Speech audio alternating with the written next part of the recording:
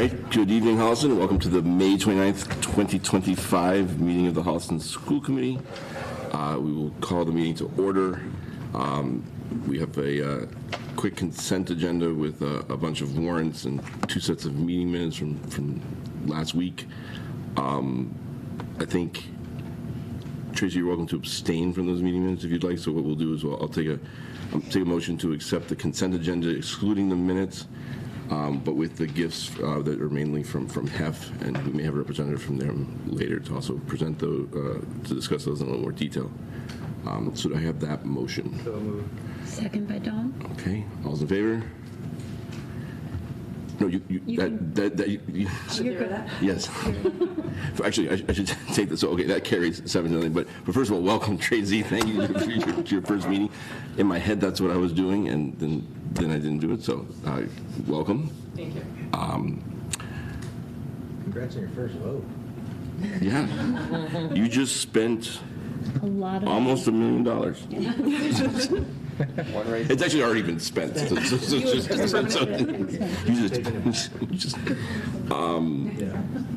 All right. So now I'll accept a motion to approve the minutes from May 15th and May 19th regular sessions. moved by Dawn. Second. All's in favor? Opposed? Abstentions? 1 abstention. So 6-0-1. All right, great. It is that time of year where our seniors have had their last day. They're graduating shortly. So we have a changing of the guard, if you will, for our student representatives. So if you guys would like to introduce yourselves, or Ms. Lasher, if you'd like to maybe give an introduction, discuss it a little bit more. Yeah. So my name is Jen Lasher, Social Studies Department Leader and Student Advisory Council Advisor. And I'm very pleased to introduce Adele Bogus and Luke Burgett as our incoming senior representatives to school committee. So they have served in the last year as representatives to the Massachusetts Department of Elementary and Secondary Ed, Student Advisory Council, so at the state level. And as sort of their reward for doing so, they get to be representatives for you for next year. So. We will ask you that in a year, Right. a couple weeks, if you feel it's still a reward. / punishment, no. But I think it's a reward. So Yes. Yeah. Welcome. And thank you so much for being here and your commitment to attend these meetings and keep us apprised of, and the community too, of what's going on within the schools. And please feel free to ask questions and bring up all kinds of concerns. You also have our emails. You can always reach out and set up a time to talk too. So, but thank you for doing this. But with that, do you have anything you'd like to talk about? Because Yeah, we actually have a full list. Awesome. Events in every grade, basically. So yeah, probably the first on the list is Art Saves Lives, which was the last meeting Thursday, May 15th. And still you can see it up around the high school, beautiful artwork from all the students. And then we had junior-senior prom on Friday, and so that was a great night at the Kirkbrae Country Club in Rhode Island. The next thing kind of came up was the senior college admissions advice panel, which was Monday, May 19th, which is like 3 seniors providing advice to juniors regarding college admissions, and we thought it was very helpful. For sports, on Tuesday, May 20th, the girls outdoor track and field team won the Tri-Valley League Championship, and the boys team placed second. And then going along with that, there are numerous athletes on both teams attending the State Division IV Championship this Friday and Sunday. We had the NHS induction ceremony, which is also Tuesday, May 20th. Mr. White was honored as the National Honor Society honorary member. There were 9 juniors, 35 sophomores who were inducted for maintaining excellent records in scholarship, exhibiting good character, and having demonstrated quality, community service, and leadership. 28 juniors were reinducted, and 42 seniors were reinducted. English and math MCAS for 10th graders happened last Wednesday and Thursday, and they're all celebrating now that they're done with MCAS for the rest of their high school careers. Hopefully. Also on last Wednesday was the financial literacy event organized by the senior NHS member Lila Tereso, which was 3 hours in the morning where all juniors participated in the fair in the field house.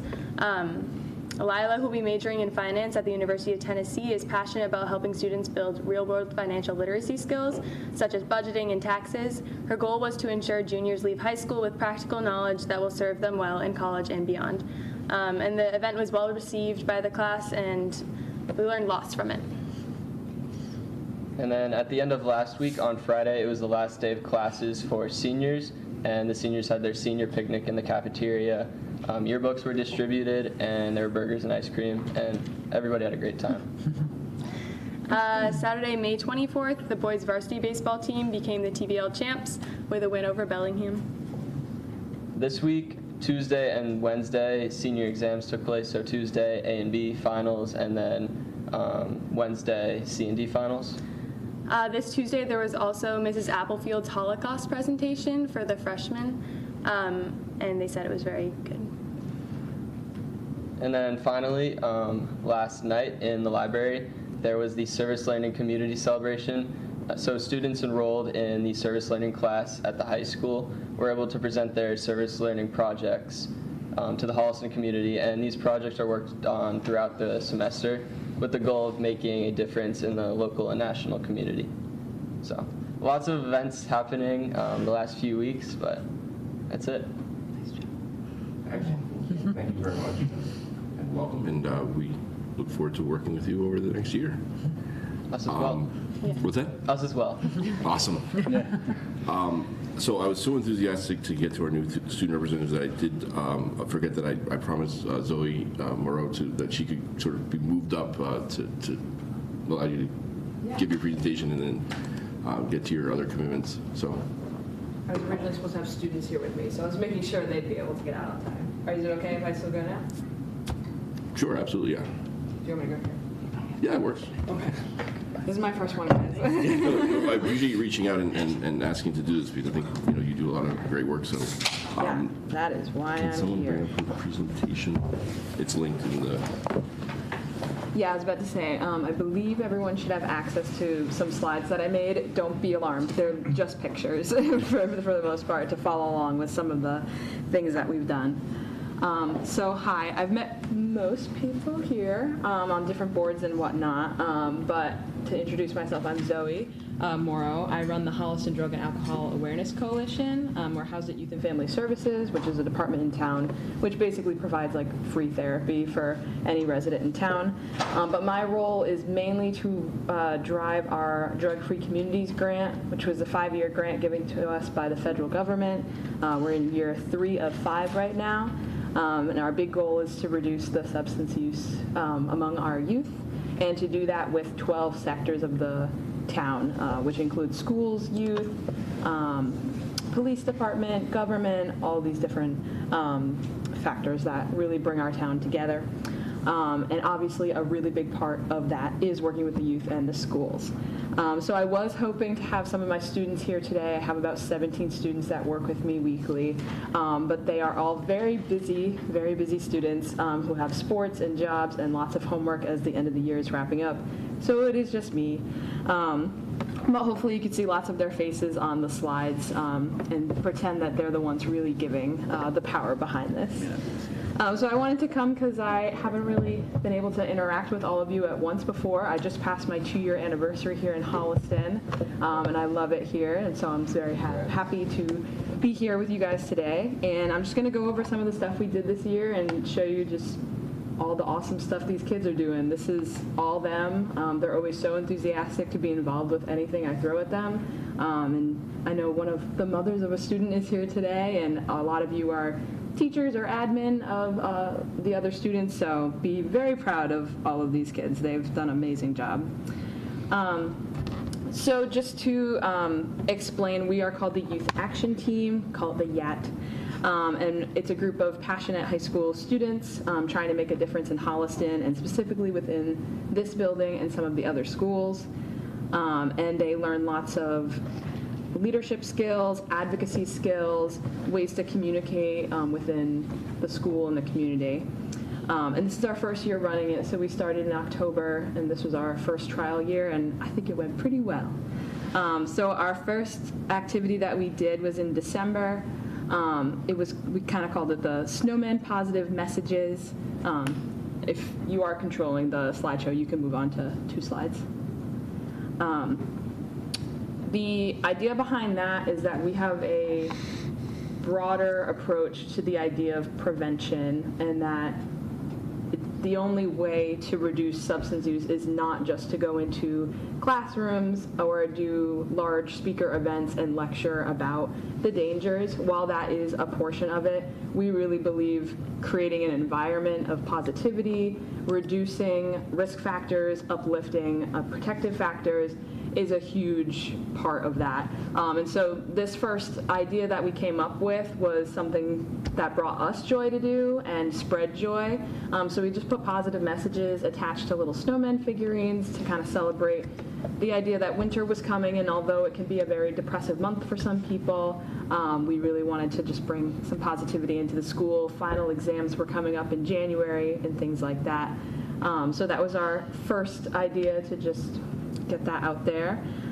Then we went straight into doing some advocacy work, which I didn't mention a little bit of my background, but I grew up in a program like this, and that's how I got involved in this work. So when I was a freshman in high school, I joined a club in my school, got involved, did lots of fun things, advocacy things, data collection, different events, and it drove my passion for public health and prevention specifically. So it was really cool to go full circle and start leading this group.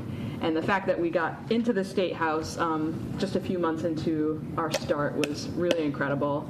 And I credit a lot of statewide organizations that we partnered with. But we went to the State House back in January. 6 of our students went, and they did some advocacy around raising alcohol taxes to help reduce underage drinking, because that is a proven best practice. And we got to speak to both our senator, who is the Senate president, and our representative. And that was really cool. All of them wrote speeches, and they got to speak directly to both the senator and representative, and I think they had a really good time doing that, and it made them feel very important and heard and powerful, so loved going to that. The next week, that same month, we had a conference with over 100 other youth from around the state with an organization called the 84 Movement. Their title comes from when they started back in the 90s, 84% of youth in Massachusetts were not smoking cigarettes, and so they created the 84 Movement to highlight the majority of kids that were not using, and that number has since gone down to like 97, specifically to cigarettes. But we are part of that movement around the state, and we actually went to the State House, which I'll mention later with them, but this was a conference that they held where they got to interact with other students and learn some things through the workshops and whatnot. And that was, I think that one was at Gillette, so that was cool. Then in February, we kind of mirrored, in February we did our first Candygrams. So this was an idea completely driven by them. We were trying to think of another like fun, positive activity to bring into light as we were still in the winter season. And we decided to do Candygrams that students could anonymously nominate other friends, siblings, even teachers, or admin for, and they could write a small like positive note to them saying like, oh, thank you for all you do, or like, you're my best friend, and they got to pick a candy, and then we put those all together and we gave them out to about 50 students in the school, which was really cool, and we got a lot of great feedback from that, which is why we mirror it later. In March, we did a very quick scrapbooking event with the Beautiful Minds campaign, which is a mental health club in the school, and that was just to bring in some after-school mental health kind of stress-reducing activity. We had a small turnout, but it was nice to partner with other organizations in the school. We definitely want to continue doing that. Into Enough Day. So Enough stands for Ending Nicotine for the Future. That was also driven by the 84 Movement, and it was our second day at the State House where they advocated to end the loophole around synthetic nicotine, which is a whole thing happening at the State House right now in Massachusetts and I believe in some other states. as the progression of e-cigarettes and nicotine products continued throughout the last 10 years, there's been loopholes on taxes based on the way they are creating basically fake nicotine. So we've been advocating for them to close that loophole. And again, we had about only 3 students come to this one, but they got to write a speech again and talk to both our senator and representative. So that was really great. And I love the pictures from that day of all of them outside the State House chanting too, which was really powerful even just for people driving or walking by up on Beacon Hill.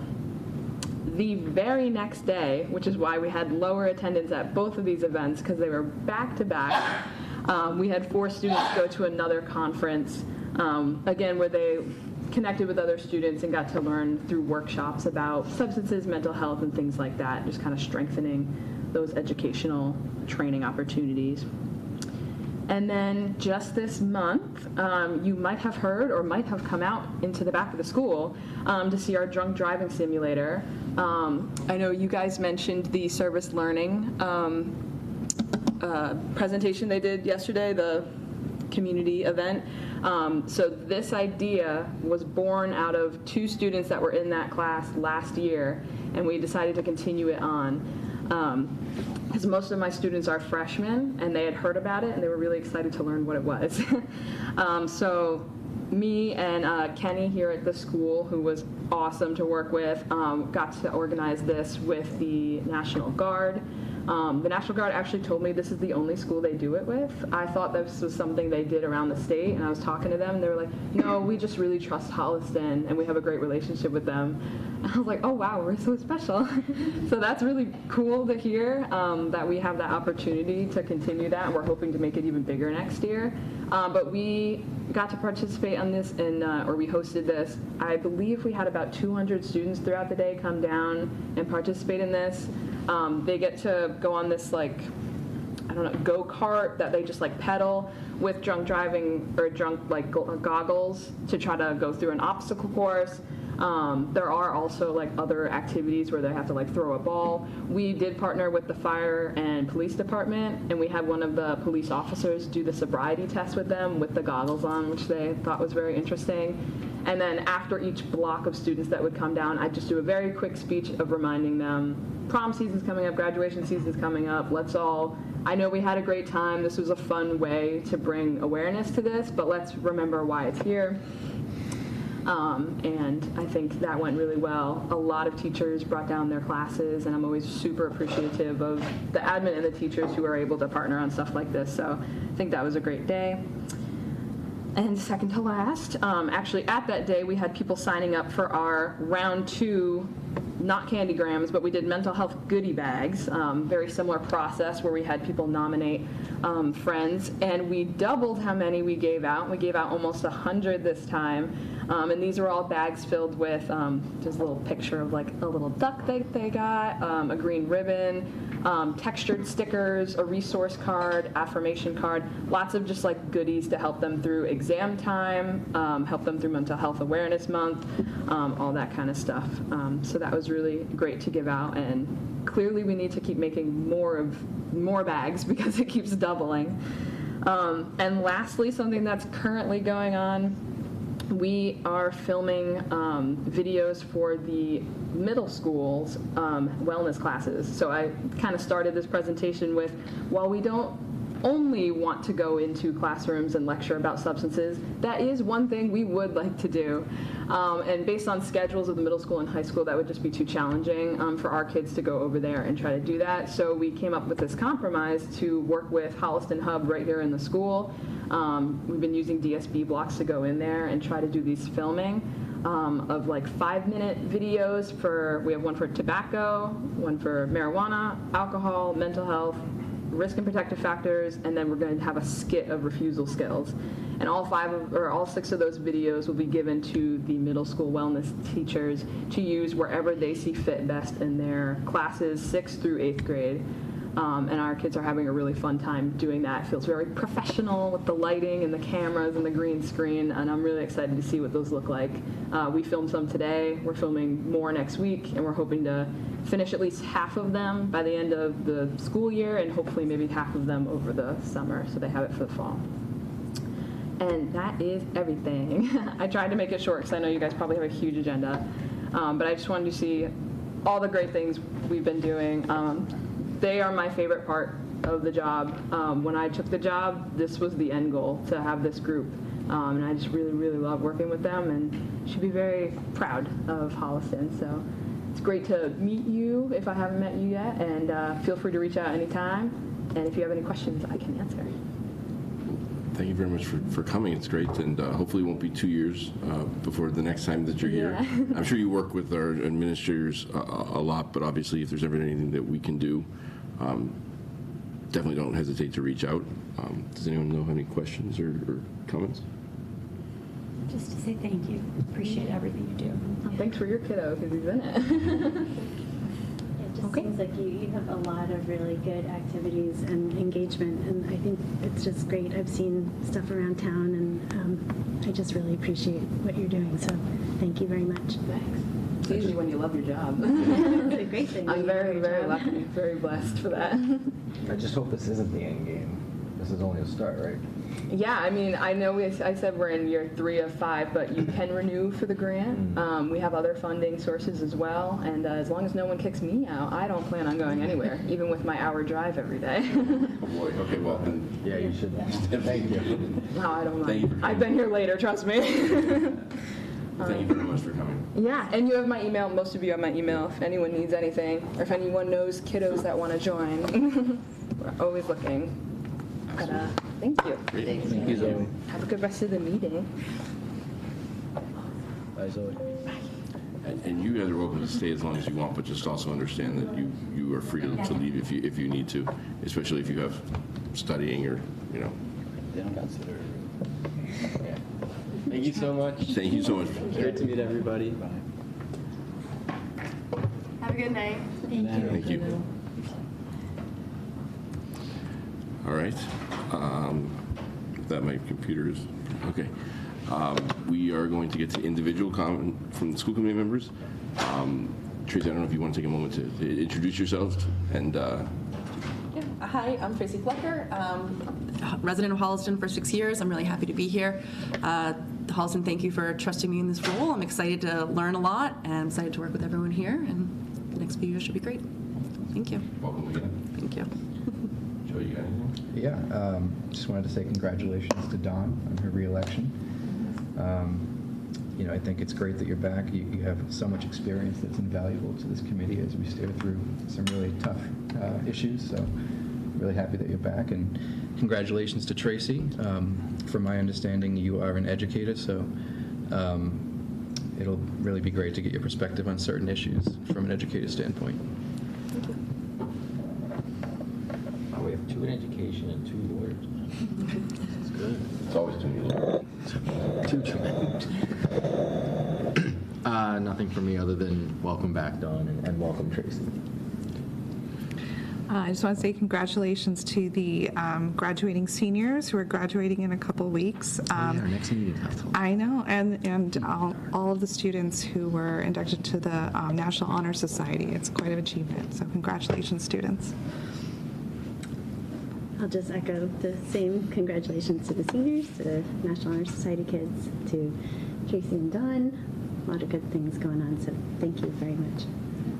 And just graduation is Sunday, June 8th. One of the really special things that Holliston does about that is our graduating seniors get to select a teacher, administrator, someone from their 13 years or however long they've been here to hand them their diploma. And I think that makes it really special because we see a lot of the faces of Holliston Public School, many from the high school, but oftentimes you might even see a Montessori teacher from first grade handing out the diploma. So that's really special, as well as next week our graduates, cap and gown, will go through the elementary schools and kind of high-five the younger students. And I think that's, my kids always loved that at the end of the year, and this year they get to do it. So something really special about Holliston. And I just want to thank Joe again for sharing the public comment from that parent last week. The parent actually approached me and so told me a little bit about it, but I also talked to somebody else who videotaped, sort of taped that and shared it out amongst the administrators because of how impactful that was. So I think it was a great statement, and I think it's always great when you get that kind of feedback of the positive things that are happening in our district. So thank you again for sharing that, and for the parent who wrote that. Okay, we now have public comment. We have one person in the room for public comment. I don't know if there's anyone on the Zoom. If there is, please use the raise hand function, and after we have our public comment in the room, I will call on anyone on the Zoom who wishes to make public comment. Barbara. Hi, everybody. Thank you. Barbara Ryan, 14 Irving. First, congratulations to Dawn and Tracy. Ran great campaigns, and I look forward to seeing how all of you will represent the community as a whole this coming year, and looking forward to seeing your priorities for school year 25-26, and hopefully that'll come out before school year starts, and especially regarding budget and policy. Zoe did not mention 2 years ago when she came and became the she's the manager of the grant, the 5-year grant. We have 3 years left, and we don't know federal funding on Drug and Alcohol Coalition for the next 5 years, but hopefully there was 0 student involvement. And in the last 18 months, she was able to build a solid coalition of 12 to 14 students who regularly participate, and the younger students. I'm really, she won't tell you that, but she went from 0 to what you saw this afternoon. So I'm just proud to know her and be part of that. A couple of other things, communication. I know I look forward to seeing how this evolves and how school committee responds in writing or to public comment, either if there are trends or how people comment, and maybe that's policy or there's something happens to that, but I know people come, and some things that I heard on the campaign trail was, how do you close the loop on public comments when there are large groups or just singular groups? So that's something I look forward to seeing. Heard a lot about transparency. I know there are rules that happen for executive session and then open meeting laws, but I'd like to see more of that and more constructive comments from the school committee as a whole. I think that's a lot of what I heard out, and one of the reasons I ran. So not a criticism, just an opportunity to respond, and just also to see from the subcommittee of communication going forward, again, what and how will you communicate with people, and what's important to the community, how will you find that out? I'm really interested to see how the math leveling subcommittee, or advisory committee starts to take off. I've also heard what is the criterion and process for selecting. I know there was a large community, large numbers of community members put their names in, but it's not clear to the community how those people were selected. So I hope the school committee can share how people are selected or what the criterion were. But I'm looking forward to that conversation. Heard a lot from people about the upcoming buses for the new school start times. There's a lot of concerns, particularly with younger families, with younger students. And I think Dr. Jordan could be an opportunity, again, just from what I'm hearing, is the earlier things can be communicated to families and community members, the better that they can plan. So also in your priorities for school year 25-26, I'd love to understand going forward before the school year really starts what your policies that need updating will be, as well as what new policies may or may not be addressed. I encourage anyone out there to come to these meetings. They're really important, not only as a community member, but all of you work so hard to listen to us and to do what's right by students. So that's one thing. And I'd also encourage people not to be so involved online and community forums.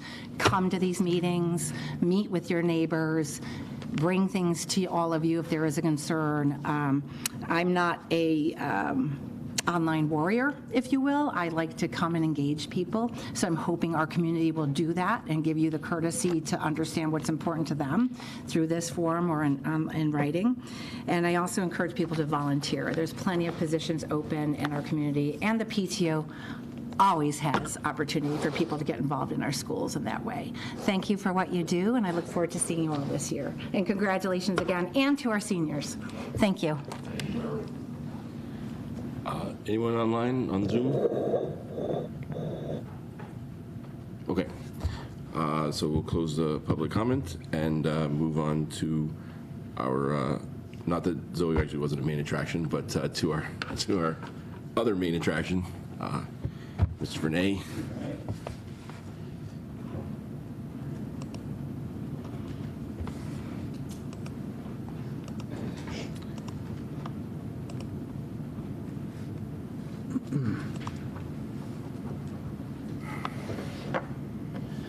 Okay.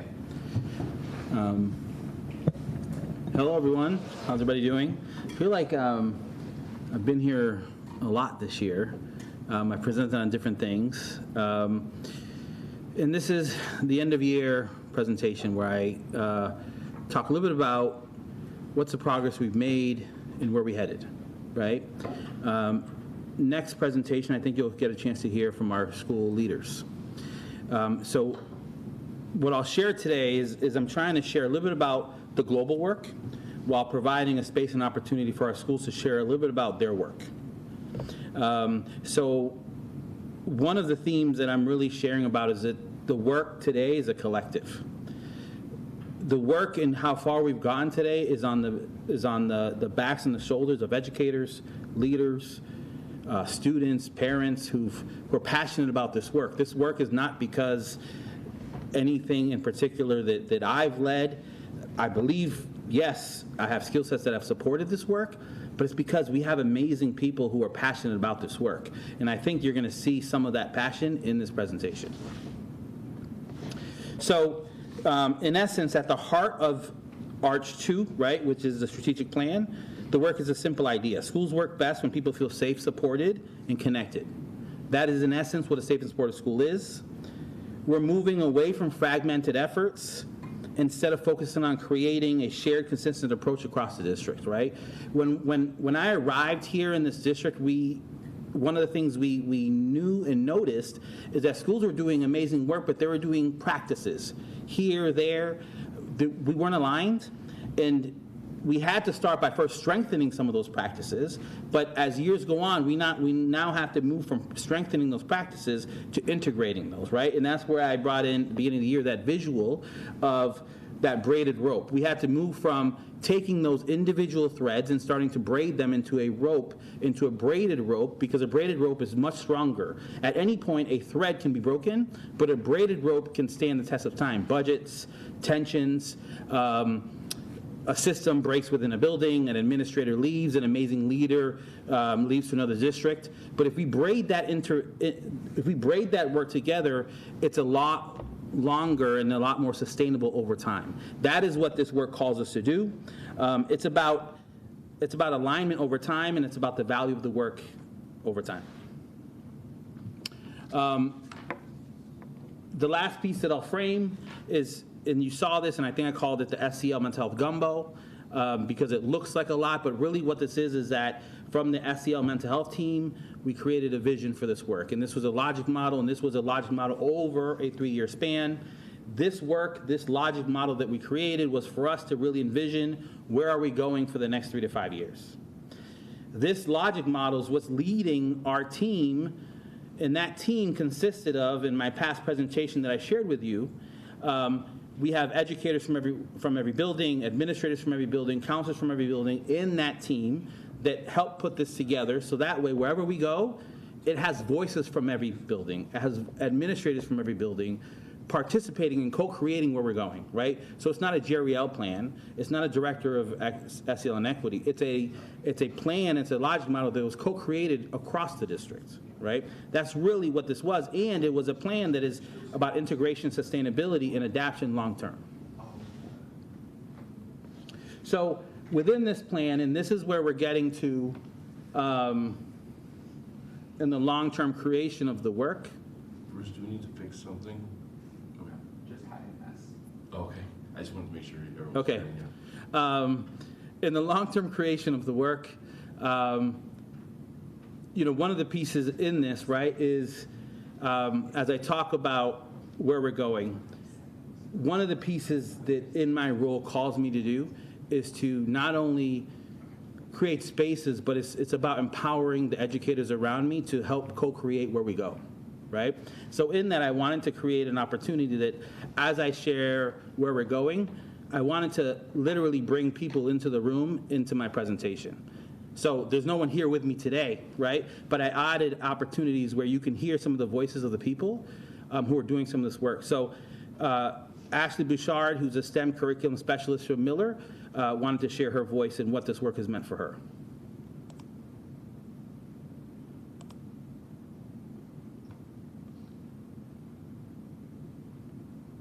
Hopefully it plays.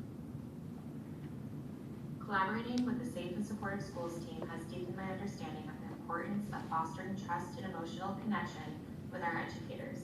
Amidst the influx of new initiatives in professional development, I've reflected on how I can alleviate the burdens on our teachers. My goal is to partner with the leadership team at Miller to ensure that our educators feel empowered, not overwhelmed, enabling them to bring their best selves to our students each day. Throughout this journey, I've recognized the critical need to support teachers' mental health and acknowledge the emotional challenges they face daily, from addressing students' needs to supporting colleagues. It's essential to create an environment where their well-being is prioritized, fostering happiness and resilience. I plan to collaborate with Jerry L. to introduce staff wellness initiatives, such as mindful yoga and Zumba sessions. These activities aim to enhance our collective mental health and contribute to a positive school climate. So that's an example, right, of where we started from creating that logic model to an educator who's at a building, who's working with their team, coming up with ideas of how we move the district and where we're going to go next year, right? And even though her work and where she's engaged with every day is STEM, math, intervention, in that piece, she's also engaged in what are we doing to build our resiliency, what are we doing around wellness in our buildings as well, right? That is what integration looks like and how we embed this work into other places. How are we other anchoring the structures? And you're going to hear me talk about some slides. We're continuing to make work around chronic attendance in our district, and that meant that we created a team that started last year, carried into this year, and what that means is that we're continuing to improve our structures, we're continuing to look at our policies, and we're continuing to improve not only how we're teaming at the district side, but that structure is being recreated at our schools. Our schools are improving the way they're talking and the way they're talking about the work, but how they're looking at their data together, right? How they're looking at that data together and how they're engaging families is key of how we move the work. The data work and also the way we've engaged SSP, for those that are not sure what SSP means, because in education we use acronyms for everything. SSP is the structure, the teaming structure of school counselors, school adjustment counselors, school psychologists, BCBAs.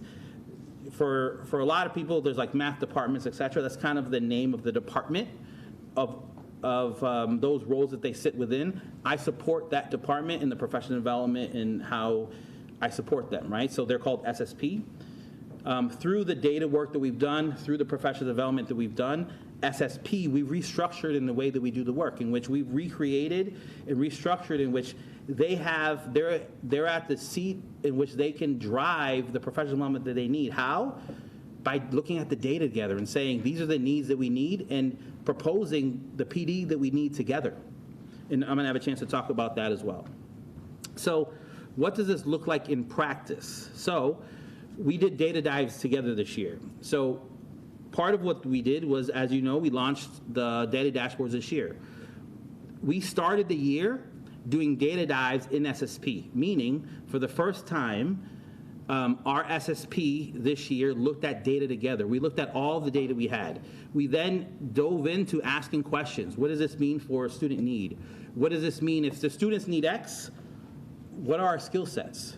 What professional development do we need to meet that need? And what professional development do we need within our roles, right? School counselor, school adjustment counselor, school psychologist, and then within the building that I work in, developmentally.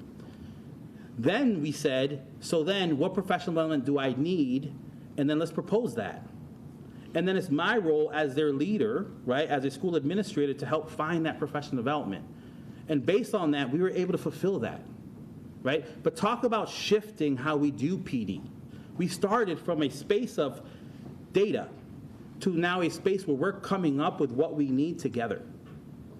So now we're owning where we go together. That to me is where we want to go, and it's data informed, right? This is what best practice asks us to do, and we were able to do it in a year together. That to me is meaningful progress, but let's also hear about the impact that's had from Leslie Diamandis, who's one of our SSP members. The data does at both Okay. the high school and district-wide levels have been particularly impactful for me this year. Not only have they helped us in the development of meaningful PD, they have helped us to pinpoint more specific interventions for students. In my work as a school psychologist, examination of student data at both the individual and whole group levels has helped to guide my ability to support students in a more effective way. So even though we did the data dives for us to narrow and provide PD as a district, it also was helping her in her own practice, right? To be able to think about, so then how does this drive what I do with kids, right? It's both ands. So that's one of the things we did. Also, this was year one of rolling out Ruler, our SCL curriculum with students. We're heading into year 2 of that work, and as we know, anytime you roll out new work, for it to be fully implemented, that takes 3 to 5 years. We're rolling into year 2. My future slide, I think you're going to be impressed with how we continue to move the work. But chronic absenteeism, we continue to drop those numbers. And I took a little of the thunder, but we've already shared it before. There was 80+ peer leaders at Rams this year. That's a lot of kids engaged. And we just heard Holliston Youth and Family Services, 18+ peer leaders there. That's a lot of students doing peer leadership work, meaning there's a lot of kids who are building skill sets around advocacy, around leadership. That is impactful work, right? And the last piece that I'll share, and that's a slide piece here, one of the things I just had a celebration, and that's the picture that has a little balloon. I just celebrated with our SSP members. And I just said to them, sometimes when we're in education, we feel like we can't cause a ripple, right? Or that the problems in education feel daunting. And one of the things I said to them was that sometimes starting one little pebble, like in the pond, can cause a ripple. So from the data dives that we recently just did, one of the proposals that our school psychologist said was that we believe that we would benefit from executive functioning skill set PD. And that came from the data that we saw from a proposal of our school psychologist saying that we would benefit from that, right? So that led to our PD happening on one of our PD days. We then also did a family night. We had over 90 parents show up to that PD for an hour and a half on Zoom until almost 8:30 at night. I ended that PD with still 60 parents on asking questions, right? And I almost literally had to close it because it was running out of time, and parents would have stayed on for probably another 45 minutes. And I got tons of emails from parents saying, like, could we continue to do this, and feedback, telling us, and what that told me was my SSP members got it right. And then what that led us is they went back to their buildings and they told their buildings about how wonderful the PD was. And now all of our buildings want executive skill PD next year for all of their staff, because this is tier 1 work. So I just went back to my SSP members and said to them that this started from looking at data. This is causing a ripple where now we're going to be able to provide, at the very least, some foundational PD for all of our educators around executive skills and how we can build this to build stronger foundations around all learning for all of our students, right? And I just wanted to celebrate my staff to say, an idea over here can cause a ripple down here. And it started by just looking at data, right? So to me, these are celebrations because it's causing an impact downstream for our educators. What I just wanted to kind of highlight in this slide, and I just think it's important for us to just stop and acknowledge, data. One of the pieces that's important for us to acknowledge is that the culture of data. One of the things that we've started to try to shift this year, and I think it's happening because I'm just describing it here, is that we are shifting a culture where we're leaning into data. But we have to acknowledge that data in education has not always been one of trust. data has often at times been associated with one of accountability that came in when No Child Left Behind, came in with MCAS, came in with accountability, and sometimes was associated with negativity, evaluative, etc. So oftentimes when you talk about data, for a lot of people don't lean into it. They often run away from it. So one of the things that I've been leaning into, especially when it comes to SEL and mental health work, is that we have to lean into it from a space of continuous learning, not from a space of running away from. So as a district, and I think my last time I presented, there was a question that came up from the school committee, which was, how can we help? And one of the things in this slide I just wanted to share is this is a cultural shift.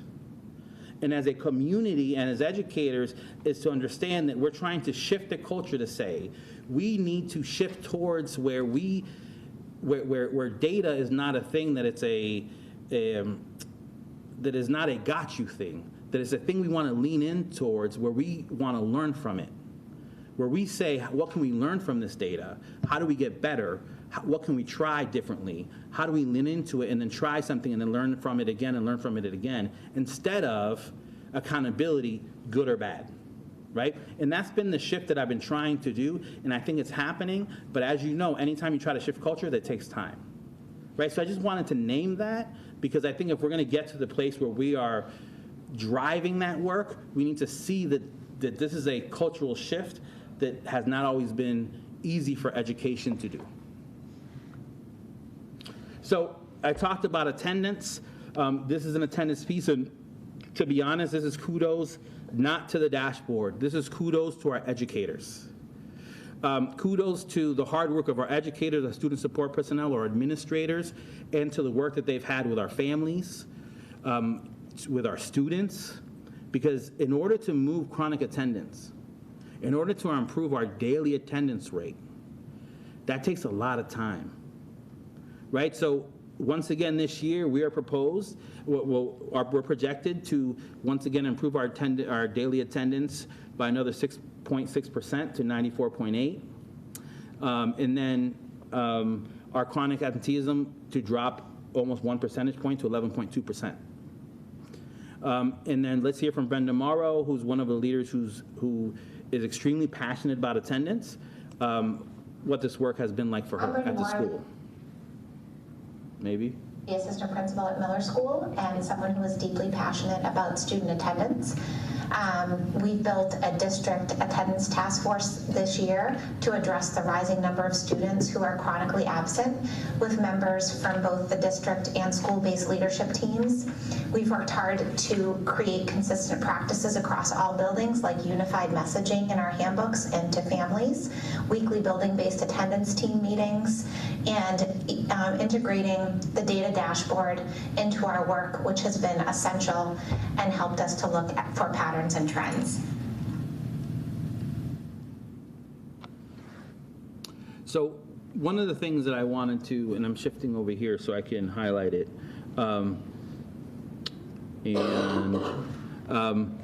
in speaking to attendance, one of the pieces that I think I want to highlight is that, so over the last 4 years, our attendance rate was 93.4% in 2001, and we're now at we're projected at 94.8, right? So that's continued to grow. But specifically, I want to highlight that in 2023, we're at 16.7% chronic, and we are now at 11.2 projected, right? And what has shifted isn't the tool. The tool helps us talk about and quickly identify patterns, identify the data trends, identify students, identify numbers. But what really has shifted is to be able to quickly do that, but it's the practices, it's the conversations, it's the teaming, it's the work, it's the talking with families, it's the teaming that Brenda Morrow just talked about, but then it's replicating the work at the schools, working with counselors and teachers in the outreach. The tool helps us do it really well, but it's the work, it's the hours, it's the time, it's the effort, and to be honest, it's also to be honest, it's our families also helping with that work too, because our daily attendance rate doesn't raise if our families aren't getting their kids to school at a higher rate, right? So it's all of that coming together, but these are celebratory pieces telling us that we're improving. And of course, our hope is this continues to improve every year. But this is also a focus of DESE, and it's our focus nationally as well, because chronic absenteeism is a concern nationally. We know that students who are chronically absent have worse outcomes than their peers, period, right? That's been shown over time.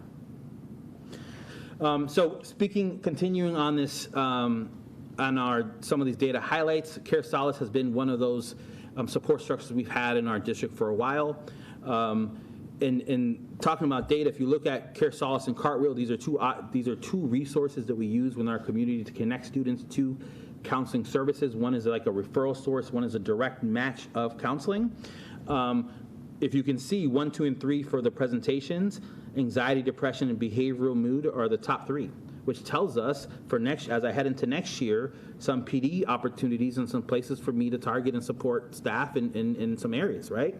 But additionally, it also tells us that we have kids in our communities who we're directly supporting, either connecting them directly or providing them with directly telehealth services within our community. And this does not include even the services that Zoe was talking about on Holliston Youth and Family side services as well, right? I talked about the attendance highlights, right? So we know we're connecting students to family, but also I wanted to share with Lieutenant Barrett, as he wanted to share some of the highlights we're doing with our community partnerships as well. I'm Jay Barrett, Operations Lieutenant for the Holliston Police Department. I'd like to take a minute to express how wonderful it has been to collaborate with Jeriel Vernay over the last several years. As you likely know, Jeriel and I co-chair the Holliston Public Schools Safety Committee. And during that time, together, we implemented several important programs to support our students and community. First, we launched Sandy Hook Promise, which helps our school and public safety support our kids both in school and out of school. Sandy Hook Promise allows students to file anonymous reports when they feel unsafe or want to report troubling or suspicious activities.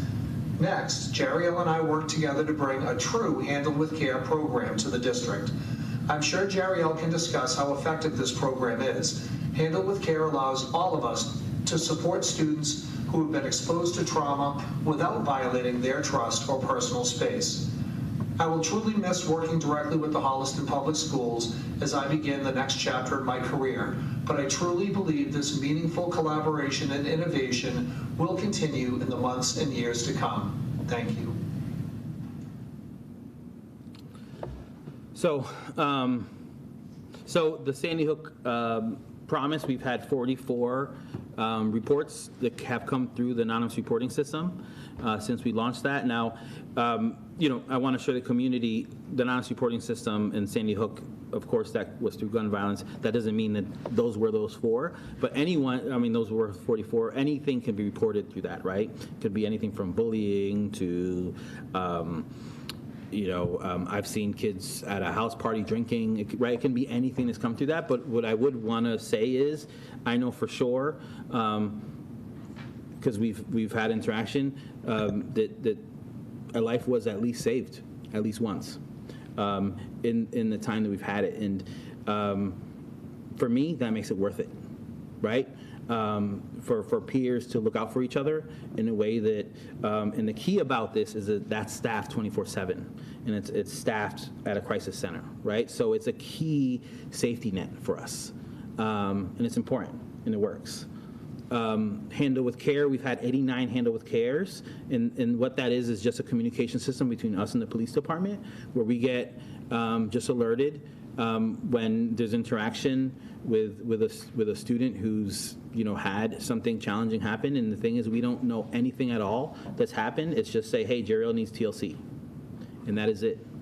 Because under the Handle with Care, which is a national model, the schools, we don't need to know what's happening with Jeriel. We just need to know he needs TLC. And if he's tired, that's okay. And if he needs food, that's okay. And if he didn't do his homework, that's okay.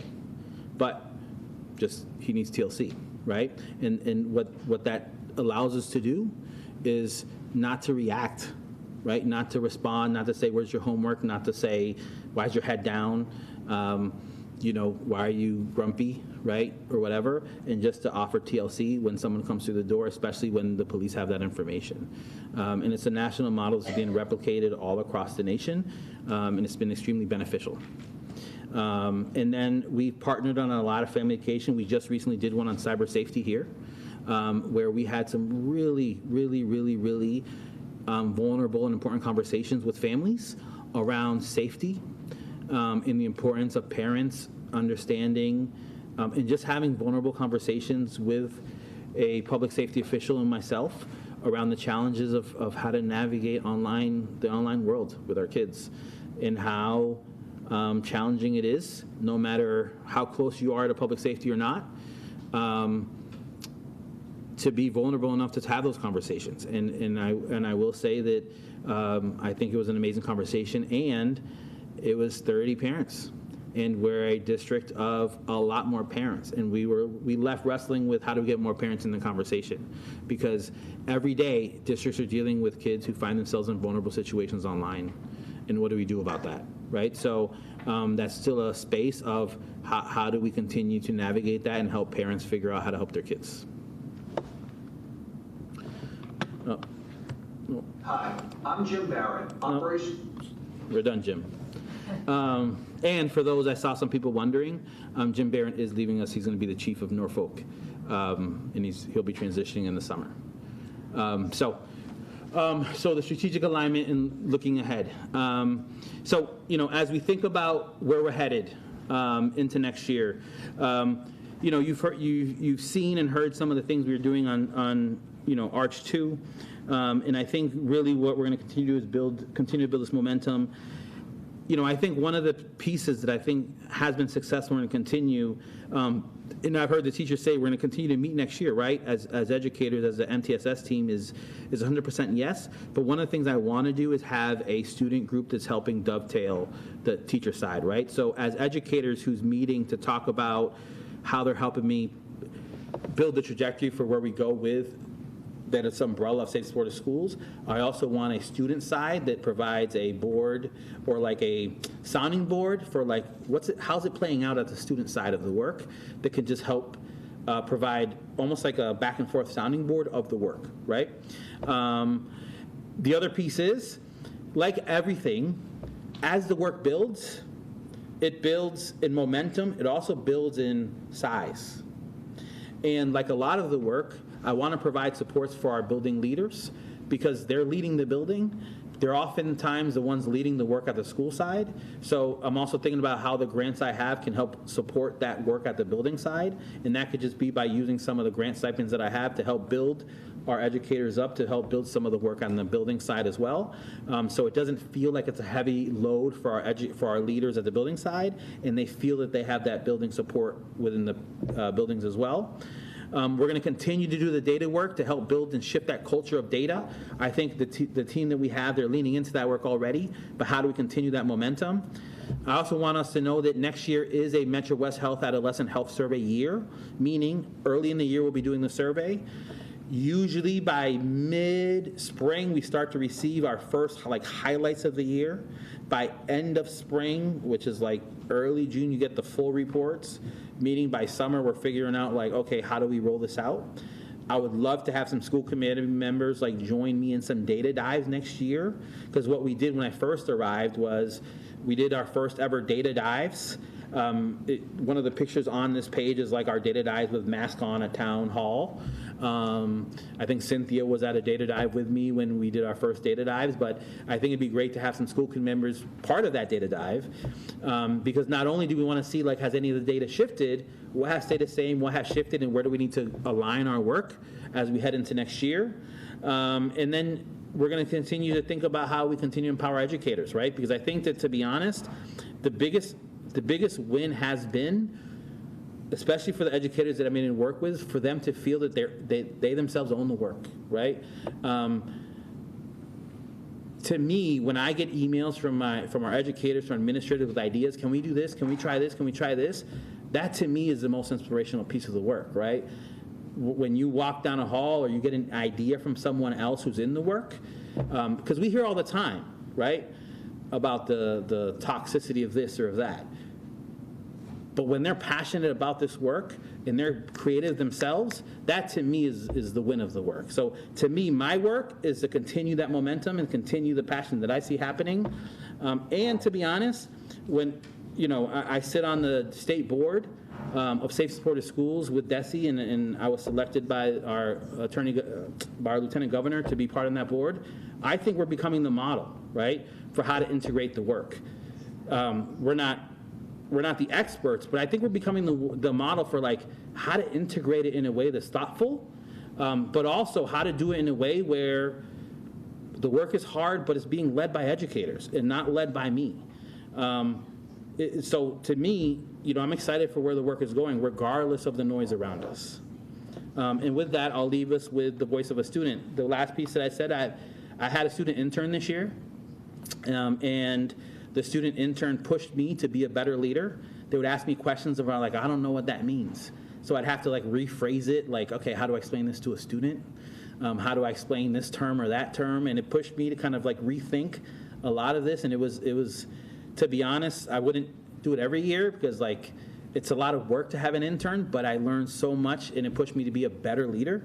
But I wanted to kind of end today's presentation with the voice of a student. As a former intern, my wish for the Holliston Public Schools are that students feel seen, that they feel heard, that they feel safe in an environment that they have to show up to every day. I wish the students here would feel as successful as I did. That is my wish as we work towards safe and supportive schools. And I think when I hear what Crystal just said, I think everything from what Ashley, Brenda, Leslie, Lieutenant Barrett, all of this presentation, what a safe and supportive school is, in all of our efforts is so that every student can feel what Crystal just said, right? So that we can make this a reality. Now, none of this work is about perfection, but it's about trying to have this become reality, right? So with that, I open that up to questions, and thank you for your time. Thank you very much. Very awesome. So Sandy Hook promised that. When did we go live with that? 2 years ago. About a year and a half ago. I don't have the exact date, but about a year and a half ago. And you say you're crediting it for saving a life? At least one. At least one. That's incredible. I mean, it's worth.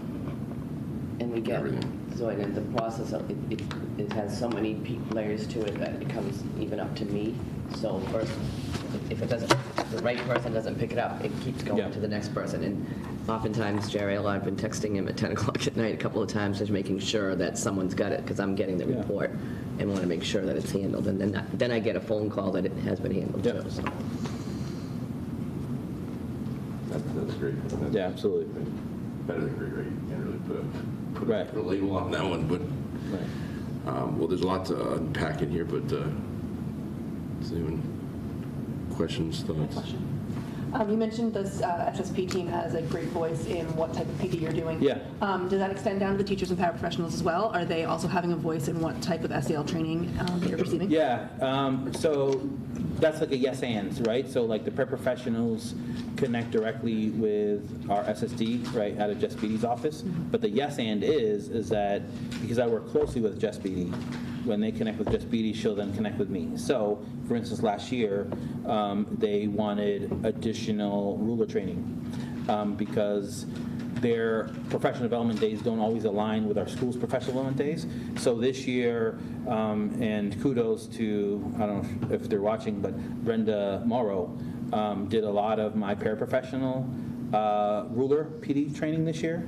Without her, I never would have been able to have the capacity for that. So they received ruler training twice this year directly for them because of their voice to say we want more ruler training directly for us because of just that sometimes the days don't align.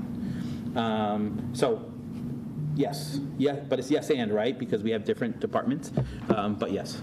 Can I expand on that? So paraprofessionals have a voice on our PD council also. We had our last meeting of the year last night, and one of the reps, because we have to have an equal union and teacher, and one of the reps is a rep for the paraprofessionals. So their voice is heard all the time there, and she meets regularly with Jess Beatty too to say what their needs are also. So. I have a question as well.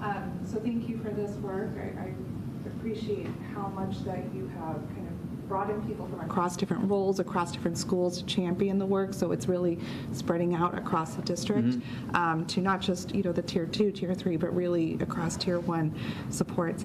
I'm curious about the data. So I can't fully see the logic model, but if you could talk about what are some of the measures that you're using outside of the attendance and chronic absenteeism to monitor the impact and implementation of your work? Yeah. So one of those, we do TFIs, which are teacher fidelity inventories. So we do that across our PBIS systems. We also have been starting to develop some crosswalk tools that we can utilize for Ruler. So our SEL, not RCL, our MTSS Safe and Supportive team is starting to look at developing like a crosswalk tool that we could, as we head into next year, right, as our year 2 is that, like, if we walked into a building, what would we expect to see if we saw this living? Especially as we're looking to like integrate this, right? We don't want our field to be, this is PBIS, that is SEL, that is this. We want it to feel like one.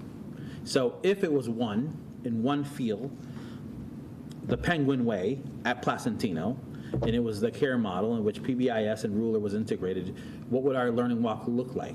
So we're developing that crosswalk now. That's another tool. We're also looking, the other piece too is we're going to be looking at our, like for instance, vocal data from Miller, and various other data pieces like that, our climate data,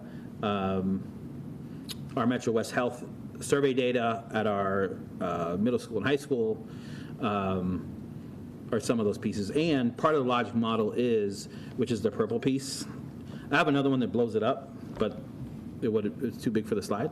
But part of the purple piece is to further define other measures that would help us over time define some of that, especially for the higher tiered, but that would be working with our SSD to do some of that work too.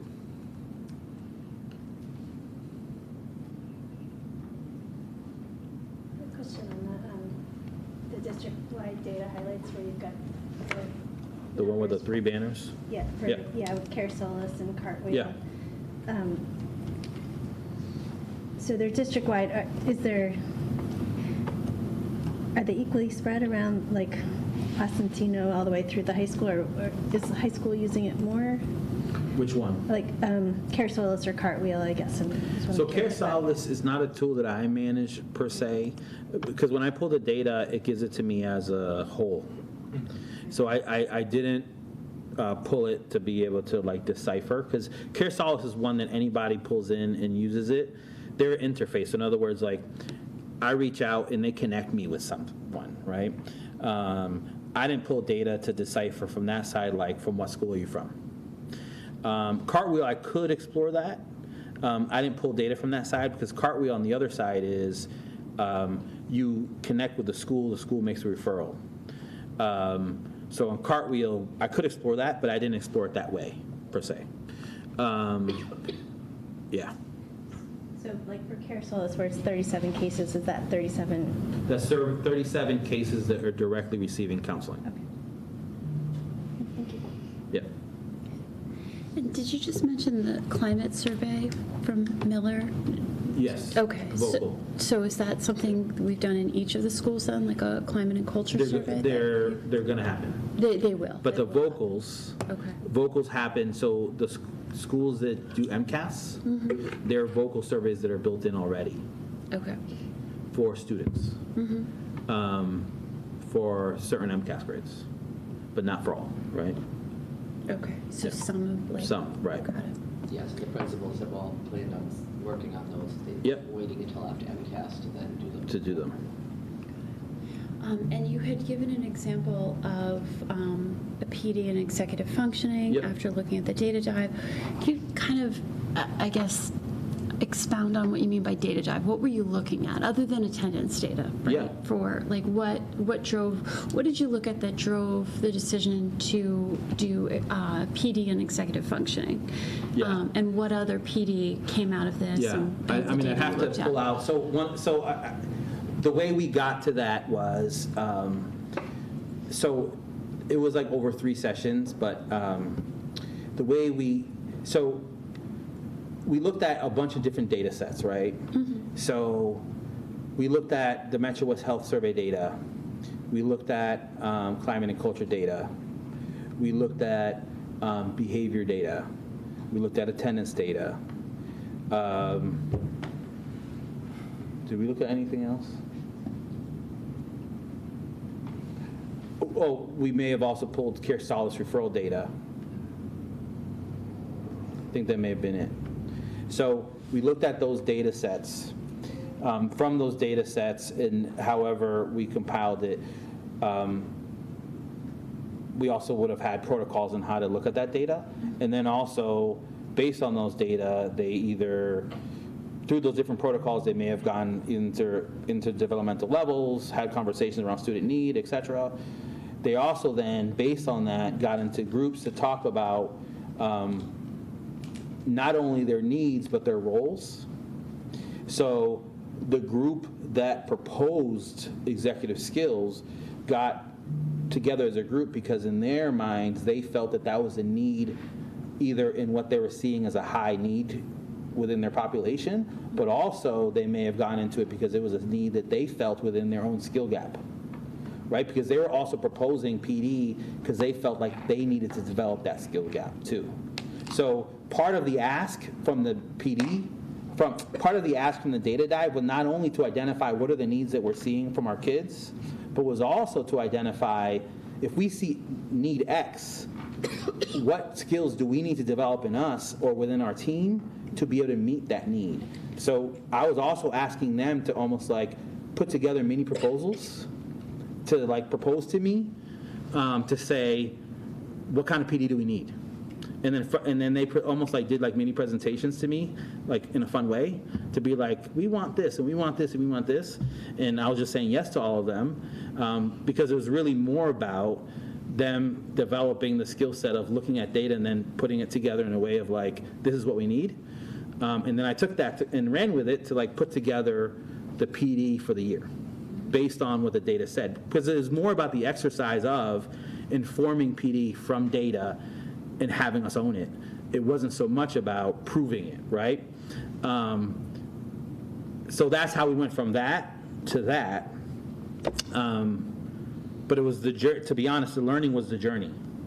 And it was the first time they had ever done that exercise as a collective of across schools and across roles coming together as all counselors, school adjustment counselors, school psychologists, in a room, spending time doing this together and having conversations about what we're seeing, what we're not seeing across schools, and then coming together by school and wrestling with what they're seeing, and also even looking at what families are saying about them, right? Like families are like, we see this, but families are saying maybe we're not meeting the need, and wrestling with that. So that, to be honest, is what a data dive looks like, and then challenging. So then what do we do about that, right? And then my role is to build processes to facilitate that, right? It's not to say, so now you got to do X. My role is to facilitate a process that gets us to a place of growth and movement to then meet the need for kids. That make sense? How does this work tie in with the equity steering committee? This was a lot about supporting the students, which is great work. I mean, I should have started with that. How are we having students support each other and build that peer leadership as you started off with? Yeah, I mean, perfect question. I mean, one of the ways it ties in is that the Equity Steering Committee asked us to do data work. And part of the data work is to equally look at, because the data sets also come by subgroup. And part of the work is to equally challenge, so who are we not meeting the need for? And they had to wrestle with, who are we not meeting the need for? And for parents to say, who are we not meeting the need for? And they had to wrestle with the fact that possibly the Metro West Health data says that there's higher rates of depression in our schools, within our EL community, within our Black and brown students, within our transgender students, within our LGBTQ plus students. So what do we do with that data, right? And to say there's not just one answer, but maybe it's about outreach. Maybe it's about the way we're engaging our students. Maybe it's about the resources we're offering. Maybe it's engaging other partners. Maybe it's working with Holliston Youth and Family Services about the way we partner together, right? So data doesn't give you the answer. Data pushes you to challenge what you're doing. And to be honest, one of the things that they would often arrive at is saying, it doesn't give us the answer, it gives us more questions. And I would often tell them, absolutely. And I would tell them, you might leave here more frustrated or more like with more questions, but this is what this work challenges us to do, and we're going to do more of it. So literally at our last SSP session that happened last week, I said to them, we're going to open up every single year with a data dive. Now, granted, every year may not be this robust, like 3-4 session data dive, because we may not have like this huge amount of data that year. But every year, we're going to inform what we do with some sense of data so that we know that we're being led by an objective piece of data. And everybody in the room was nodding their heads like, yeah, let's do it. Whereas when we first did it this year, the culture was like, okay, let's do it. Right? There was almost like a, all right, and when we ended, it was like, yeah, let's do it. Like there was a willingness and like almost like an excitingness of like, let's lean into that. And I feel like the more we do it, the better our literacy will be about it. The better they'll be at doing it for themselves. When they see data in front of them, they'll be able to do it and be able to drive what they do for a kid when they walk in the room. When they see data in front of them, they'll be able to do it easier for themselves too. What kind of opportunities for support do students have when the academic year ends? I'm sure that this work doesn't end when the school year ends, correct? Yeah. Well, one of them, if we're talking about like mental health support, yes. So number one, Holliston Youth Family Services is an amazing partner. They're here not 24/7, they close, but they're here throughout the summers. Another one is Cartwheel. They carry on throughout the summer.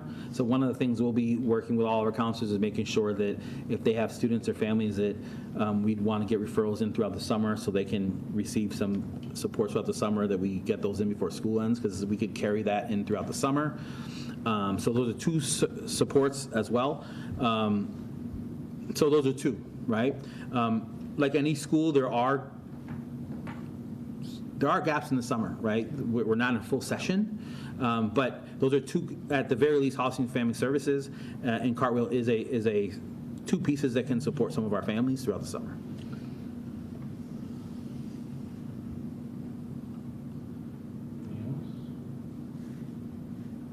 Thank you very much. That was All right. Thank you. Thank you. So moving on to central office updates. The students presented most of what I was going to say earlier, but we did, Joni and I were able to attend the HEF Spotlight on Educator Awards today, and it was really well attended. So not only did we have 6 people that received the award at 3 different buildings, there was also quite a bit of support from staff that attended to show their support of those awardees. So that was an exciting event. And last night we attended the Service learning. Thank you, service learning. Every night has been different. And there were 8 groups of students that presented at that as well. So that's always a positive event, and we get to see some of the things we talked about today with the kids' advocacy and the programs they've done. So that was really well received. And then my other update, I know you're going to be voting on members for the student supports interviews. I did schedule those just because we're on such a tight timeline, so we're ready to go as far as having the nights blocked out. I had a lot of people volunteer, a lot of parents, and it was very hard to determine how many, but we have 2 parents that are from CPAC, as well as parents, and then a 3rd parent. So I think, just the CPAC representation is great. And there'll be 12 of us total, I believe, on the committee when we're done with that. So I'm hopeful and trying to run interim and permanent concurrently. So we may have interviews with some that are looking for interim and some that are looking for the permanent so that we have a plan if we don't find a permanent, and we have already done the interviews. I just don't want to delay any further. So people will be coming Monday night. We'll have we'll go through the process of what it's going to look like, and then we'll do interviews on the 5th and the 10th. And Dr. Jordan, I've asked to lead it, but I will sit in the room, again, just because of the time of year. A lot of times I just wait until candidates are sent forward, but I figured this is so time sensitive that I'm going to sit quietly in the room and just get a feel for the candidate so we can expedite if we select someone. So thank you, Dr. Jordan. I voluntold him that today or yesterday. No, he was happy to do that. Happy to do it. I just wanted to talk about, real quick, just mention a lot of the amazing teaching and learning opportunities that have been going on across the district the last 2 weeks. So we had global citizenship projects, the National Honor Society induction, we had grade 2 showcase, a Rams concert, band and chorus, Holocaust survivor presentation at the high school, Montessori multicultural night, high school service learning projects that Dr. Kuska just talked about. So a lot's been going on. Another thing I just want to talk about real quickly is that we had our last PD council meeting, but the district on a whole, we're doing things a little bit differently this year, and it's amazing the work we're able to accomplish. We have members from central admin, building administrators, curriculum leaders, tech integration specialists, all coming together to have some really productive conversations about what PD needs to look like next year. We also informed the PD Council about this all yesterday. Our theme for next year, I'm going to condense it, it's a longer theme, but it's really looking at strengthening our Tier 1 instruction for all students to make it effective for all students, their experience to be more effective. So we're having some pretty amazing conversations around that. Just had another one today.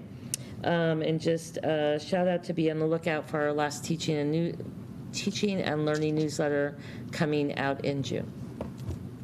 Thank you. I was happy and excited to attend under different capacities. The 8th grade Community Service Day was this past Friday. I enjoyed, and usually a common practice of mine is pop around to all the different sites. I don't have the authority that I thought I used to anymore, but so I let everybody kind of do their thing. But it was fantastic. They've really kind of expanded it. Sarah Peters has really kind of spearheaded a lot of that as far as the work that she's done, expanded out further into the community as far as the number of sites. I know that's always been a challenge. So we were able to do some decorating at the library. There's a group that was at the library. Cole Court, some delivery of some different things to our Cole Court families. We were at our students were at the senior center, helping out at the senior center. Fire station, literally washing fire trucks. It was the happiest day of some kids' lives. The funny thing is I talked to Chief Cassidy. Kids loved washing fire trucks. That's also used for like mandatory community service, but that they don't like doing. So, washing fire trucks. Oh, washing the fire trucks. So watching? Yeah, watching the fire trucks. Washing, sorry. It's my Midwestern, accent. I know, hard to understand. Stoddard Park, clean up it there as far as getting it ready for the different camps and uses there. Food pantry as well. Miller and Placentino, some of our teachers kind of receiving our students to kind of be special helpers out there. We had a duck issue in the courtyard. If anybody has heard, all of our courtyards have become homes to ducks. So especially at the high school, but now at Miller Placentino courtyards, and it seems to be a safe place to raise little ducklings. Unfortunately, they fell down the drain, but we were able to rescue all of them. So that was part of the day as well. Rams mulch, kind of getting that out there. So that was an exciting part of the day. I did want to highlight and recognize DPW and Robert Walker. They've done a really great job with their grounds, and I know that that's gotten critiques in the past, but I feel like Matt Robshaw's relationship with Robert and that relationship has been really positive. So they've been pretty responsive to our needs when we've raised them, and so it's been a really good partnership, including as much as doing some of the long-awaited kind of root removal in front of the Miller School that they're working on a project and an alignment with the work that we're doing within the PTO as well. So that I have been really appreciative as well. Lastly, just progress on the Rams roof. They've staged that. If you go by the middle school, you will see kind of all of their stuff along the back side, the space between the Placentino and Rams area parking lot. They have laid the initial, kind of the most recent update is they are laid about 90% of the base coat of the fluid applied restoration system. Don't ask me what that is, but that they are kind of making progress on that. Okay, great. And I'm sure it's totally unrelated, but I did hear there was a local restaurant that was having a special on duck dish. But no kidding. But what is the stuff on the roof? The fluid applied restoration system. So 90% of that base coat is completed. It's a grip polyester firm film. So it's part of the roof. Part of the roof. Part of the roof, yeah. Thank you. Don't ask further questions. That's the level of my understanding. Thank you very much. Well, you're not a roofer, so you know. Okay. Not yet. Growth mindset. Moving right along to reports from the subcommittees, communications. Not too much to report. We continue to do the Hollister Reporter updates. I did hear Barbara's, she had a number of topics that she would like some answers on, so we'll see what we can do to adjust those. Okay. And then policy and super eval, we need to reform those, but yeah. We did have a budget meeting. So yeah, we had a brief budget meeting today. Well, I tried to be brief, to go over really staffing updates, FY26 budget update. I don't know. We'll be back next time with probably some recommendations to vote on for updates to positions and stuff. And we're likely to have one more budget subcommittee meeting before our June 12th meeting. So we'll come back to you with some recommendations. Okay. So moving on to old business, I guess we did have a little mix-up with the membership. Mr. McLeod was very helpful in setting up the Google form, but filled out the survey a little bit too well as a test, and so. Yes, we were very excited by it. So he loves snacks. So for the future, just test, right? So he did ask, I guess, to not be on the committee. So he's got a busy job. We have a different district/school representative that has stepped up. Okay, and so that is Carly Kraus. Okay, so I'll entertain a motion to replace Mr. McLeod with Ms. Kraus on that committee so they can get started. Thank you. So moved. Second. All right, all those in favor? And then, did you have an update on I guess starting that work?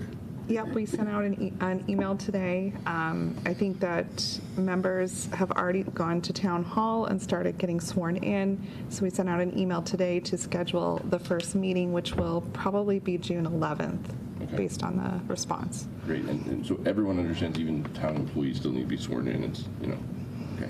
And do you want to update Liz Greendale? I will. Yeah, okay. Thank you. I could, but I'm happy to let you. Okay. So great. I look forward to that progress, and still an expectation we're going to have time to be able to make a recommendation, hopefully in January. That's the goal. Excellent. I did invite Heidi from HEF, but I to present the awards, but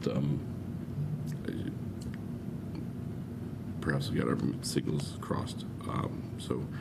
But there were those HEF awards, as you mentioned. Yes, they did. So just to give you an update, like they did individual presentations at the schools. I happened to be at the high school when Edith Nelson was receiving hers. I was able to attend that one. The other ones I wasn't able to attend at Miller and Placentino. So they did the individual ones, and then today the whole group presentation as well. So. Well, congratulations to all the winners, and we just, the great awards and excellent staff and teachers that we have in the district, and it's always great to have an opportunity to highlight them. As Dr. Kuska sent out an email about the composition of the search committee for our student services SSD director is redundant, but we do need to sort of vote to sort of create liaisons, and you're looking for two committee members. So. And the time commitment, I think, as I understand it, is Monday, June 2nd, 4 to 6, Thursday, June 5th, 4 to 8, and Tuesday, June 10th, from 4 to 8. Yes, but we may be able to condense it to 4 to 7, but I wanted people to hold down the larger amount of time just in case. So is anyone interested in able to do that? I am. Okay. No. I have a conflict with 2 of the dates. It's so close. I apologize, but yeah. I'm going to be out of state. You leave the state? Once in a while. I'm going to sunny Buffalo, so, I'd rather be here. Frank? I can't make this time, unfortunately. I want to be able to commit if I commit. Okay. Joe. It's the same thing with me. Yeah, 4 o'clock is a hard time. It is hard. Just quit your time. And we don't have to have 2. I just know that in the past, sometimes the school committees ask for 2. I mean, I'd be very happy for Hillary to be with us. But. That's all I know. I trust her. I mean, would it be room then maybe for another parent or someone from CPAC if we only are able to do one? I mean, I'm not opposed to it. To David and I think that's reasonable. Yeah. Are these rounds 1 and 2 or like different groups each night? It'll be, so the first night is going to be just going through the process, confidentiality agreements, and then talking about the candidates, and then interviewing individuals the other 2 nights. The only other piece that we probably should discuss is if you would want to do, if we have finalists, would you want to do a public interview with the school committee? The challenge of doing that is, again, time, right? If you wanted to do a public interview, ideally it would be the 12th, but my concern with the 12th is that we have a very loaded night with all of the presentation. That's going to be a really busy, long night. We could discuss it and potentially either do a special. I think I would. I think this is a really important position, and it is one of those unique ones too, where the school committee does sort of have the vote different from some other positions where it's more of an advised capacity. Yes, you'd want to try to find some night closer to the, I guess. No, we don't want to prolong things. So I guess I would want to kind of know going in, if we could kind of think about a potential date, just because I'd want to be able to tell anyone that if you're picked, we need you to be available for X, because we're such a tight timeline. We posted for both interim and permanent.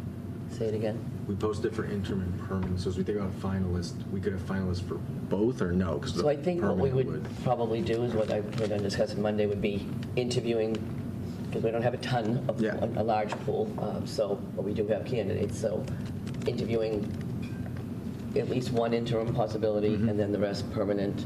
Okay. And with the hope out of that if we feel like the permanent isn't the right direction to go, we may have a backup for the interim rather than having to start over again. So I'll pull out offline. One of the things we can do offline and not violate OML is to schedule meetings. So rather than sit here and try to go through it all, we'll try to do it before the 12th if possible. But also, I think it might be somewhat informed by how the interviews go, because depending on what the outcome is. We wouldn't know anything before the 10th. Well, no, it has to be after, but it could be informed. Like depending on how those go, we may need more time, less time. I mean, so some of it is going to be. I guess let us know the urgency. If there's really good candidate we feel like we'll move on, then we'll talk to them. I feel like we'll make it work. And it could also be, the other thing in something like this, I don't think it would hurt us to do a Zoom interview for that where the public could watch too. So that's, to me, since it's, we could do it. That might make it easier for everybody. So we'll talk about that and find a time. Obviously, the 11th is not going to work. Or actually, maybe the 11th later could work. But that's a lot on one day. The ones you were, for the 2nd, 5th, and 10th, you're talking about in person now, right? Yes. Those are some of the police. Yeah. So the 10th. All right. Okay, so at this point, then I'll entertain a motion to appoint Hillary as our liaison to the SSD search. Thank you very much for volunteering. Thank you. All right, all's in favor? Okay. Then we have minutes from superintendent eval that have been approved and are there for our review, but no more items of. No, we're not. I'm just mentioning them. Okay, so that does bring us to the end of our agenda. Can I pause for 1 second? Yes. I apologize. I forgot to update people. I did send out today the Save the Date flyer with the link for people to sign up for the Holliston Coalition Community Forum, which is on June 17th. And I also scheduled it to go out like 3 more times because I can schedule those ahead on Bright Arrow. So just please share it out if you're affiliated with any other groups. And I asked all the people that have been coming to those coalition meetings to try to get them to their groups as well, so we get some good community participation, because we are going to be doing an ally pack that night as part of our presentation as well. Great, thank you. That looked like a great event. So I want to see if I can find my time in my schedule. If there is significant interest from the committee and there may be a quorum there, we might want to post. So just if you could let me know if you plan on attending, so we know kind of how many people might be there, just to cover us. Not that we probably would have conversations and we can't attend public things, but just in case there's enough conversation that it borders on potential deliberations. All right, so with that, our next meeting is on June 12th. Just for Tracy's benefit and then everyone else's, we will be reorganizing as a committee at that time. So I will send out something just to sort of list the different committees, the different liaison positions that we have, and so everyone can think about what they would be interested in for the following year. One thing I would like to say is that it has been a privilege and an honor to serve as chair over the last 2 years. I think we've done a lot of lessons learned. I would say there's definitely not everything has gone smoothly or as to plan, and I think we could have perhaps done things a little bit differently and better. But I think in the end we've accomplished a lot. But I did just want to announce, to give people time to think about it, and I didn't want to be presumptuous at the same time, but that I will neither be seeking nor accept a nomination to be chair for the next year. So we will have to find another chair amongst us. I'm sure that we will find a good one, but I did just want to announce that now, and so it gives everyone plenty of time to think about it. And thank you for doing it for 2 years too. It's a big lift. I think people see it at the meeting, but you don't always see the behind the scene parts of all the organizational meetings and the responding to community concerns and all of the outreach that goes behind it. So not that everyone here is very capable and you grow into the role, and I've been lucky enough to be on here long enough to see a number of different chairs. Everyone brings their own personality to it, but I did want to thank you for doing that for 2 years. Thank you very much. And I think it is also good to get some change and different viewpoints. We have a lot of great people, and I look forward to continuing the work in a slightly different capacity, however that may be. But anyway, I just wanted to let everyone know that. So with that, I will accept the motion to adjourn to executive session from which we will not return for the purposes of discussing strategy with respect to collective bargaining or litigation if an open meeting may have a detrimental effect on the bargaining or litigating position of the public body, and the chair so declares for the last time, I guess. And that motion requires a roll call vote. So do I have the motion? So moved. Second by Dawn. Okay. Tracy? Joe? Yes. Frank? Yes. Hillary? Yes. Sarah? Yes. Dawn? Yes. And I am a yes as well. Good night, Holliston.